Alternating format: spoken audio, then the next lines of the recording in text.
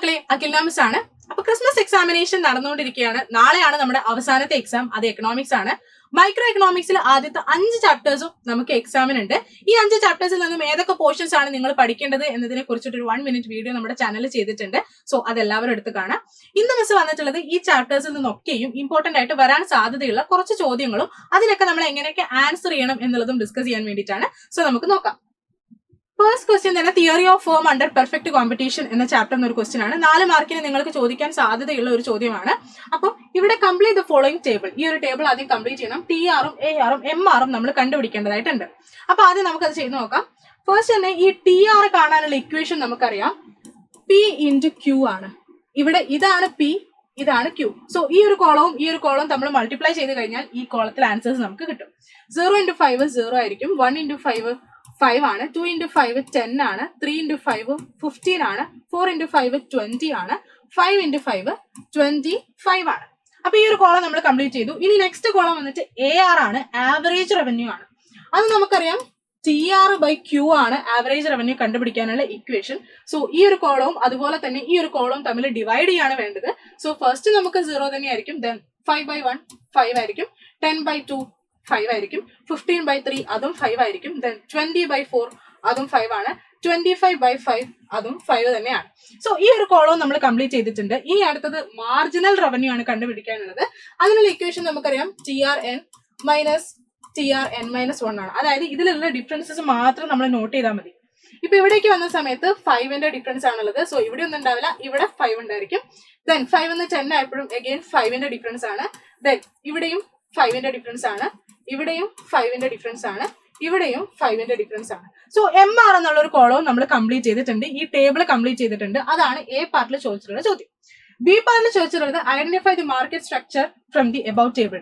ഈ ടേബിൾ നോക്കി കഴിഞ്ഞാൽ തന്നെ നമുക്കറിയാം ഇത് പെർഫെക്റ്റ് കോമ്പറ്റീഷൻ ആണ്. കാരണം perfect കോമ്പറ്റീഷനിൽ P is equal to AR is equal to MR ആണ്. ഇവിടെ P-യും എല്ലാം 5 ആണ്, AR-ഉം എല്ലാം 5 ആണ്, MR-ഉം എല്ലാം 5 ആണ്. സോ ഇത് പെർഫെക്റ്റ് കോമ്പറ്റീഷൻ ആണെന്ന് ഈ ടേബിൾ നമുക്ക് ക്ലിയർ ആയിട്ട് മനസ്സിലാവും. ഇത്രയും ചെയ്ത് കഴിഞ്ഞാൽ നമുക്ക് 4 മാർക്ക് സ്കോർ ചെയ്യാം. ദെൻ നെക്സ്റ്റ് വന്നിട്ട് ഈ ഒരു ചാപ്റ്ററിൽ നിന്ന് ചോദിക്കുന്ന ഒരു മൾട്ടിപ്പിൾ ചോയ്സ് ക്വസ്റ്റ്യൻ ആണ്. The break even point of a firm is. നമുക്കറിയാം പ്രോഫിറ്റും ലോസും ഇല്ലാത്ത പോയിന്റിനെയാണ് നമ്മൾ ബ്രേക്ക് ഈവൻ പോയിന്റ് എന്ന് പറയുന്നത്. അതായത് ഒരു കമ്പനിയുടെ മൊത്തം വരുമാനവും മൊത്തം ചെലവും ഈക്വൽ ആകുന്നത്, അതായത് ടോട്ടൽ റവന്യൂവും ടോട്ടൽ കോസ്റ്റും ഈക്വൽ ആകുന്ന പോയിന്റ് ആണ് ബ്രേക്ക് ഈവൻ പോയിന്റ്. ഇതുപോലെ തന്നെ നിങ്ങൾക്ക് കൺഫ്യൂഷൻ ഉണ്ടാക്കുന്ന മറ്റൊരു പോയിന്റ് ആണ് ഷട്ട് ഡൗൺ പോയിന്റ്. സോ ഈ 2 പോയിന്റും എന്താണ് എന്ന് നിങ്ങളുടെ എല്ലാ കൺഫ്യൂഷനും തീർക്കാൻ വേണ്ടിയിട്ട് മിസ് ഒരു വീഡിയോ ചെയ്തിട്ടുണ്ട്. ഈ വീഡിയോയുടെ ലിങ്കും താഴത്ത് പിൻ ചെയ്തിട്ടുണ്ടായിരിക്കും. എല്ലാവരും ഈ വീഡിയോ എടുത്ത് കാണാം. Then next one വന്നിട്ട് what is perfect competition? List out any 3 features of perfectly competitive market. Important ആയിട്ട് ചോദിക്കാൻ സാധ്യതയുള്ള ഒരു ചോദ്യമാണ്. 4 മാർക്കിന് അല്ലെങ്കിൽ 5 മാർക്കിന് വരെ ചോദിക്കാൻ സാധ്യതയുള്ള ഒരു ചോദ്യമാണ്. അപ്പൊ ആദ്യം എന്താണ് പെർഫെക്റ്റ് കോമ്പറ്റീഷൻ എന്നുള്ളത് നിങ്ങൾ മെൻഷൻ ചെയ്യണം. അതുപോലെ തന്നെ ഏതെങ്കിലും 3 ഫീച്ചേഴ്സ് കൂടി നിങ്ങൾ മെൻഷൻ ചെയ്യണം. അപ്പൊ ഈ ഒരു ക്വസ്റ്റിന് എങ്ങനെ ആൻസർ ചെയ്യണം എന്നുള്ളത് ഡീറ്റെയിൽ ആയിട്ട് മിസ് ഈ ഒരു വീഡിയോക്കകത്ത് എക്സ്പ്ലെയിൻ ചെയ്തിട്ടുണ്ട്. ഈ വീഡിയോയുടെ ലിങ്കും താഴത്ത് പിൻ ചെയ്തിട്ടുണ്ടായിരിക്കും. സോ അതെല്ലാവരും എടുത്ത് കാണാം. Then next വന്നിട്ട് ഈ ഒരു ചോദ്യം a firm under perfectly competitive market must satisfy 3 conditions to attain. നമുക്കറിയാം ഏതൊരു ഫേമിന്റെയും എയിം എന്ന് പറയുന്നത് പ്രോഫിറ്റ് ഏറ്റവും മാക്സിമം ആക്കുക എന്നുള്ളത് തന്നെയാണ്. പ്രോഫിറ്റ് ഏറ്റവും മാക്സിമം ആക്കണമെങ്കിൽ പെർഫെക്റ്റ്ലി കോമ്പറ്റേറ്റീവ് ഫേം ആണെങ്കിൽ 3 കണ്ടീഷൻസ് സാറ്റിസ്ഫൈ ചെയ്യേണ്ടതുണ്ട്. ആ 3 കണ്ടീഷൻസ് ഏതൊക്കെയാണ് എന്ന് ജസ്റ്റ് നിങ്ങൾ മെൻഷൻ ചെയ്യണം. അതിനുശേഷം വിത്ത് ഗ്രാഫ് ഈ 3 കണ്ടീഷൻസും എക്സ്പ്ലെയിൻ ചെയ്യണം. 8 മാർക്കിന് ചോദിക്കുന്ന ചോദ്യമാണ്. അപ്പൊ ഈ ഒരു ക്വസ്റ്റ്യൻ പലർക്കും കൺഫ്യൂഷൻ ഉണ്ടാക്കുന്ന ഒരു ചോദ്യമാണ്, അല്ലെങ്കിൽ പഠിക്കാൻ ബുദ്ധിമുട്ടായിട്ടുള്ള ഒരു കോൺസെപ്റ്റ് ആണ് പ്രോഫിറ്റ് മാക്സിമൈസേഷൻ എന്നുള്ളത്. അപ്പൊ വളരെ സിമ്പിൾ ആയിട്ട് മിസ് അത് എക്സ്പ്ലെയിൻ ചെയ്തിട്ടുണ്ട് ഈ വീഡിയോയിൽ. നിങ്ങൾ എല്ലാവരും ഈ വീഡിയോ എടുത്ത് കാണാം. ഇതിന്റെ ലിങ്കും താഴത്ത് പിൻ ചെയ്തിട്ടുണ്ടായിരിക്കും. ദെൻ നെക്സ്റ്റ് വന്നിട്ട് നമ്മുടെ ഈ ഒരു ക്വസ്റ്റ്യൻ മാർക്കറ്റ് ഇക്വിലിബ്രിയം എന്ന് പറഞ്ഞ ചാപ്റ്ററിൽ ഇമ്പോർട്ടന്റ് ആയിട്ട് എല്ലാ വർഷവും ചോദിക്കുന്ന ചോദ്യമാണ്. 3 മാർക്കിന് ചോദിക്കുന്ന ചോദ്യമാണ്. ഈ ഒരു ക്വസ്റ്റ്യൻ എന്തായാലും നിങ്ങൾക്ക് ഉണ്ടായിരിക്കും. വാല്യൂസ് ഒക്കെ മാറ്റിയിട്ട് ഈ ഒരു ക്വസ്റ്റ്യൻ എന്തായാലും ഉണ്ടായിരിക്കും. സോ ഇത് എങ്ങനെയാ സോൾവ് ചെയ്യുന്നത് എന്നുള്ളത് നമുക്ക് നോക്കാം. നമുക്കറിയാം ഇവിടെ ഇക്വിലിബ്രിയം പ്രൈസും ഇക്വിലിബ്രിയം ക്വാണ്ടിറ്റിയും കണ്ടുപിടിക്കാനാണ് പറയുന്നത്. മാർക്കറ്റ് ഡിമാൻഡിന്റെയും മാർക്കറ്റ് സപ്ലൈയുടെയും ഇക്വേഷൻസ് കൊടുത്തിട്ടുണ്ട്. നമുക്കറിയാം മാർക്കറ്റ് ഡിമാൻഡും മാർക്കറ്റ് സപ്ലൈയും ഈക്വൽ ആകുന്ന പോയിന്റ് ആണ് ഇക്വിലിബ്രിയം പോയിന്റ്. അപ്പൊ നമുക്ക് എന്ത് ചെയ്താൽ മതി? ഈ 2 ഇക്വേഷൻസും ഇക്വേറ്റ് ചെയ്താൽ മാത്രം മതി. അപ്പോ 10 + 2p = 50 - 2p എന്ന് എഴുതാം. ഇത് സോൾവ് ചെയ്ത് കഴിഞ്ഞാൽ നമുക്ക് p എന്താണെന്നുള്ളത് കിട്ടും. അതാണ് ഇക്വിലിബ്രിയം പ്രൈസ്. ആദ്യം ഈ 2p എടുക്കുന്നു. ദെൻ ഇക്വേഷന്റെ അപ്പുറത്തുള്ള 2p നെ ഇങ്ങോട്ടേക്ക് കൊണ്ടുവരുമ്പോൾ അത് +2p ആകും. ദെൻ 50 ഈ 10നെ ഇങ്ങോട്ടേക്ക് എടുക്കുമ്പോൾ അത് -10 ആകും. 4p = 40 എന്ന് കിട്ടും. p = 40/4 ചെയ്ത് കഴിഞ്ഞാൽ 10 ആണെന്ന് കിട്ടും. ഇക്വിലിബ്രിയം പ്രൈസ് കിട്ടിയിട്ടുണ്ട്. ഇനി ഇക്വിലിബ്രിയം ക്വാണ്ടിറ്റി ആണ് കണ്ടുപിടിക്കേണ്ടത്. നമുക്കറിയാം ഇതിൽ ഏതെങ്കിലും ഒരു ഇക്വേഷനിലിട്ട് സബ്സ്റ്റിറ്റ്യൂട്ട് ചെയ്താൽ മതി, കാരണം രണ്ടും ഈക്വൽ ആണ്. 10 + 2p എന്നുള്ള ഇക്വേഷൻ തന്നെ എടുക്കാം. 10 + 2 × 10 10 + 20 എന്ന് കിട്ടും. സോ അത് 30 ആയിരിക്കും. 30 ആണ് ഇക്വിലിബ്രിയം ക്വാണ്ടിറ്റി. അപ്പൊ ഈ ഒരു ക്വസ്റ്റ്യൻ എന്തായാലും നിങ്ങൾക്ക് എക്സ്പെക്ട് ചെയ്യാം. വളരെ സിമ്പിൾ ആയിട്ട് 3 മാർക്ക് സ്കോർ ചെയ്യാൻ പറ്റുന്ന സിമ്പിൾ ആയിട്ടുള്ള ഒരു ചോദ്യമാണ്. സോ പഠിച്ചു വെക്കാം. നെക്സ്റ്റ് ചോദ്യം മാർക്കറ്റ് ഇക്വിലിബ്രിയം എന്ന് പറയുന്ന ചാപ്റ്ററിലെയാണ്. ഇവിടെ മാർക്കറ്റിലെ demand and supply force fix ചെയ്തിട്ടുള്ള ഇക്വിലിബ്രിയം പ്രൈസും ഗവൺമെന്റ് ഫിക്സ് ചെയ്തിട്ടുള്ള ഒരു പ്രൈസും കാണിച്ചിട്ടുണ്ട്.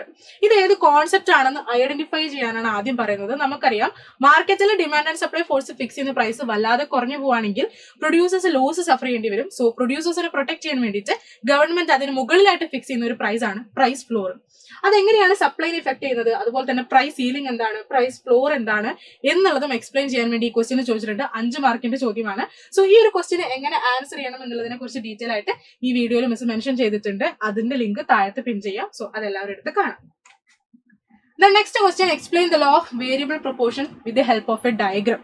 ഡയഗ്രത്തിന്റെ സഹായത്തോടു കൂടി ലോ ഓഫ് വേരിയബിൾ പ്രൊപ്പോർഷൻ അഥവാ law of diminishing marginal product എന്താണെന്ന് എക്സ്പ്ലെയിൻ ചെയ്യാനാണ് പറയുന്നത്.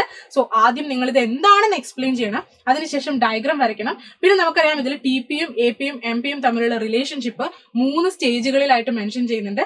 ആ 3 സ്റ്റേജുകളിലും ടി പിക്കും എ പിക്കും എം പിക്കും എന്ത് സംഭവിക്കുന്നു എന്നുള്ളത് കൂടി നിങ്ങൾ മെൻഷൻ ചെയ്യുക. അത് തന്നെയാണ് ഗ്രാഫായിട്ടും എക്സ്പ്ലെയിൻ ചെയ്യേണ്ടത്. സോ ഈ ഒരു ക്വസ്റ്റിന് എങ്ങനെ ആൻസർ ചെയ്യണം എന്നുള്ളതിനെ കുറിച്ച് ഡീറ്റെയിൽ ആയിട്ട് നിങ്ങൾക്ക് ഒരു ഐഡിയ കിട്ടും ഈ ഒരു വീഡിയോ കണ്ടു കഴിഞ്ഞാൽ. ഇതിന്റെ ലിങ്കും താഴത്തുണ്ടായിരിക്കും. സോ അതും എല്ലാവരും എടുത്ത് വ്യൂ ചെയ്യാം. 8 മാർക്കിന് വരെ ചോദിക്കാൻ സാധ്യതയുള്ള ഒരു ചോദ്യമാണ്. സോ എന്തായാലും law of diminishing marginal product എന്താണ് എന്നുള്ളത് പഠിച്ചു വെക്കാം. ദെൻ നെക്സ്റ്റ് വന്നിട്ട് നമ്മുടെ ഈ പ്രൊഡക്ഷൻ ആൻഡ് കോസ്റ്റ് എന്ന് പറഞ്ഞ ചാപ്റ്ററിൽ ഒരുപാട് ഗ്രാഫുകളെ കുറിച്ച് നമുക്ക് പഠിക്കാനുണ്ട്. T C, T V C, T F C, A V C, A F C, S A C, S M C, അതുപോലെ തന്നെ ഈ ഗ്രാഫുകൾ തമ്മിലുള്ള റിലേഷൻഷിപ്പ് പഠിക്കാനുണ്ട്. പല മക്കൾക്കും കൺഫ്യൂഷൻ ആണ് ഇത് എങ്ങനെയാണെന്നുള്ളത്. ഗ്രാഫുകളൊക്കെ അങ്ങോട്ടും ഇങ്ങോട്ടും മാറിപ്പോവും. സോ ഈ ഒരു വീഡിയോ കണ്ടു കഴിഞ്ഞാൽ നിങ്ങളുടെ എല്ലാ കൺഫ്യൂഷനും മാറും. ഉറപ്പായിട്ടും ഈ വീഡിയോ കണ്ടിരിക്കണം, കാരണം എക്സാമിന് ഗ്രാഫ് തന്നിട്ട് ഇത് ഏതാണെന്ന് ഐഡന്റിഫൈ ചെയ്യാൻ ചോദിക്കാറുണ്ട്. സോ ഉറപ്പായിട്ടും ഈ വീഡിയോ കണ്ടിട്ട് അത് ക്ലിയർ ചെയ്ത് വെക്കുക. ദെൻ നെക്സ്റ്റ് വന്നിട്ട് explain the determinants of demand. Theory of consumer behaviour എന്ന ചാപ്റ്ററിൽ ഇമ്പോർട്ടന്റ് ആയിട്ട് ചോദിക്കാൻ സാധ്യതയുള്ള ഒരു ടോപ്പിക് ആണ്. ഇതിന് നിങ്ങൾ എങ്ങനെ ആൻസർ ചെയ്യണം? ഇത് 4 ഡിറ്റർമിനൻസ് ഓഫ് ഡിമാൻഡ്. ആദ്യത്തത് പ്രൈസ് ഓഫ് ദി കമ്മോഡിറ്റി, കമ്മോഡിറ്റിയുടെ വില. നമുക്കറിയാം പ്രൈസ് കൂടുമ്പോൾ ഡിമാൻഡ് കൂടുകയാണ് ചെയ്യുന്നത്. ഇനി ഇൻകം ഓഫ് ദി കൺസ്യൂമർ, നമുക്കറിയാം നമ്മുടെ ഇൻകം കൂടുന്ന സമയത്ത് ഡിമാൻഡ് കൂടുകയാണ് ചെയ്യുക, കാരണം നമ്മുടെ ഇൻകം കൂടുമ്പോൾ നമ്മുടെ കൺസംഷൻ കൂടും. Then price of related commodities. ഇതിൽ തന്നെ 2 ടൈപ്പ് പ്രോഡക്ട്സ് ഉണ്ട്, സബ്സ്റ്റിറ്റ്യൂട്ട് ഗുഡ്സും അതുപോലെ തന്നെ കോംപ്ലിമെന്ററി ഗുഡ്സും. ഇവിടെ സബ്സ്റ്റിറ്റ്യൂട്ട് ഗുഡ്സിന്റെ പ്രൈസ് കൂടുകയാണെങ്കിൽ ഡിമാൻഡ് കൂടുകയാണ് ചെയ്യുക, കാരണം ടീയുടെ പ്രൈസ് കൂടിയാൽ കോഫിയുടെ ഡിമാൻഡ് കൂടും. ദെൻ കോംപ്ലിമെന്ററി ഗുഡ്സ് ആണെങ്കിൽ പ്രൈസ് കൂടിയാൽ ഡിമാൻഡ് കുറയാണ് ചെയ്യുക. അതായത് ബ്രെഡിന്റെ പ്രൈസ് കൂടിയാൽ ജാമിന്റെ ഡിമാൻഡ് കുറയും, ജാം മാത്രമായിട്ട് പിന്നെ ആവശ്യമില്ലല്ലോ. സോ ഈ രീതിയിൽ നിങ്ങൾ എക്സ്പ്ലെയിൻ ചെയ്ത്. ടേസ്റ്റ് പ്രിഫറൻസസ് ആണെങ്കിൽ ടേസ്റ്റ് കൂടിക്കഴിഞ്ഞാൽ നമ്മുടെ ഡിമാൻഡ് കൂടും.